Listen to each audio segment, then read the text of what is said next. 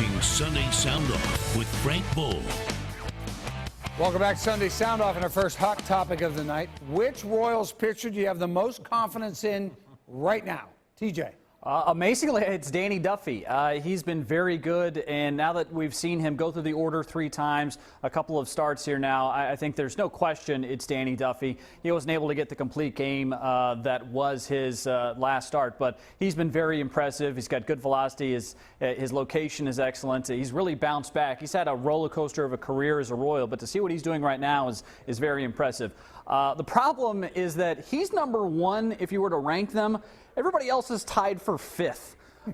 They've got some serious problems with everybody else right now, and they're all different problems. Edson Volquez's whip is atrocious on the road. Ian Kennedy can't stop giving up home runs. Yordan Ventura can't stay on the mound for whatever reason, and those reasons are varied. And then insert pitcher here. So most recently, the two-headed salamander that is Chris Young and Dylan G in that spot can't get it done. They can't go late in games. So Duffy's pitching well. The problem is that he's the only guy pitching well on a consistent basis right now. All right, Blair, what do you think? Two-headed salamander. I want to see that. I like that. That's good. Sounds like a circus sideshow freak show. Pay a dime, see the two-headed salamander. I'll go with the, in terms of confidence, I'll go with the 2 pitchers who I think will be in the All-Star game, Kelvin Herrera and Wade Davis. And even though it hasn't been the same bullpen efficiency that we saw last year, it would have been hard to duplicate last year. Last year was just unbelievable. Each of the last 2 years, really. But I still have a lot of confidence in the back end of that Royals bullpen. Hochevar, Soria, Herrera, Davis. Even though Davis has blown a couple of saves this year, the Royals have come back and won both of those games. So who do you trust? Duffy's right. TJ's right about Duffy among starters, but Herrera, Wade Davis in the bullpen. All right, Saran. You know, these Royals topics are a perfect opportunity for us to examine the phenomenon known as being a fan. 0 or 100. There's nothing in between. Hall of Fame should be put to pasture. There's nothing in between. I love that you see the one, I'm killing the Royals. Let's see, everybody in this country picked the Royals to win the division. They're in 3rd place and 6 back, and I give them a C, and I'm killing the team. Now we get to who's the most dependable pitcher. And across the board, if you saw the Twitter feeds there, Danny Duffy. He's had 2 good starts in a row, albeit the 2 best starts of his career. Keep in mind, I'm the biggest fan of Danny Duffy this city has ever seen, and I've been talking about giving him a long-term contract for 2 years.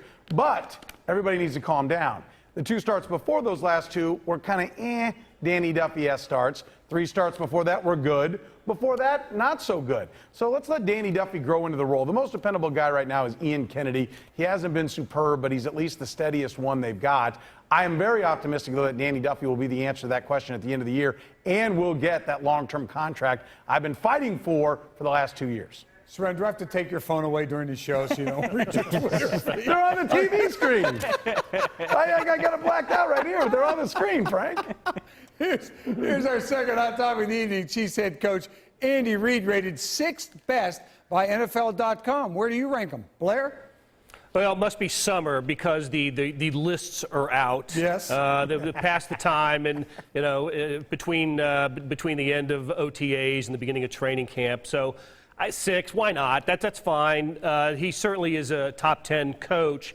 In fact, the NFL.com did the same list a year ago, and Andy Reid was 10th. Shows you what winning a playoff game will do. They go from 10th to 6th. But I will caution you, on that 2015 list was Tom Coughlin at 8, and we know where he is, unemployed. Saran, what do you think? There are only 2 choices on this. 1 and 32. That's it. The fans, you either want him fired or he's the greatest thing ever.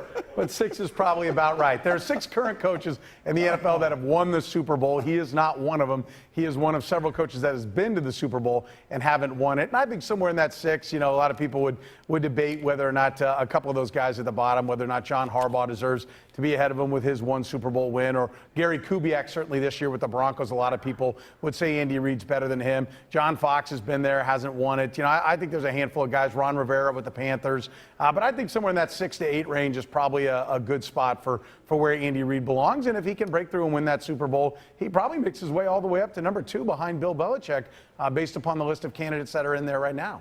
Yeah, I think the one thing he really does want to do, too, is win that Super Bowl. Obviously, he's never won one, but that certainly is probably going to put him in the Hall of Fame if that happens as well.